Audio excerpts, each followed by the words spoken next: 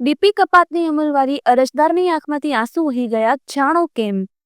જામનગર મહાનગરપાલિકા દ્વારા સાંઢિયા પુલથી જકાતનાકા સુધી ડીપી કપાતની અમલીકરણ કરવામાં આવતા મોટી સંખ્યામાં અરજદારો મનપા કચેરી ખાતે રજૂઆત કરવા માટે આવ્યા હતા.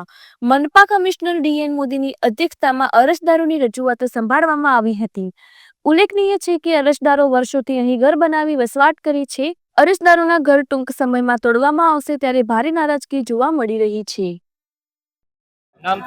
મારું નામ નાથાભાઈ સામરાભાઈ અથવા હું રાજગોર બ્રાહ્મણ છું. છેલ્લા 30 વર્ષથી જામનગર રહું છું. 25 વર્ષથી હું ખાખીનગર રહું છું. અહીંયા કોઈ માણસ નહોતું. તેડું અહીંયા ઝૂંપડાવાળીને અમે રહેતા હતા. 5-7 વર્ષથી અમે ભઠ્ઠીમાં કામે જઈને માંડ મકાન બનાવ્યા. એમાં ધરતી કપમાં મારે કોઈ મકાન પડી ગયા. સરકાર અમને સહાય કરી મકાન બનાવ્યા.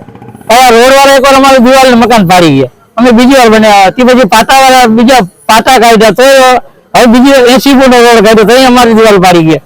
હવે અમે માંડમાં અહીંયા નભીએ છીએ. यहाँ मैं झाड़वाड़ी 25 वर्ष पीपरा झाड़ नीचे हूँ ननकड़ो धंधो हलावुं छुं मारू गुजरात चलावुं छुं. अत्यारे आ लोको अमारा मकान बधुं फाड़ी नाखे छे. हवे अमारे जावुं के अमे बधाने रजूआत करी. कोर्पोरेटर अमारे कोई अमे सांभळतो नथी. खाली मारे पीपरानी दाळ मारी दुकान पर नमे छे तो कोर्पोरेटरने 4 વાર कीधुं मारू सांभळ.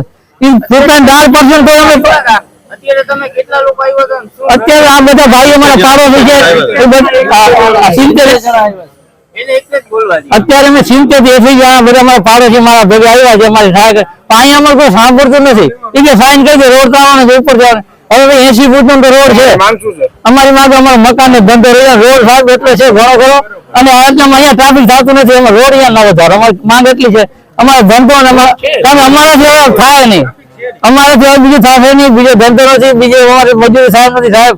એટલે અમે કહીએ બાકી અમારે હવે અમે 3 દિવસમાં ખાધું નથી. રોટલી આવી હવે અમારે ઘરે જઈને શું કહ્યું રોડ આવવાના છે તો અમારે જવું ક્યાં છોકરાઓ હતું.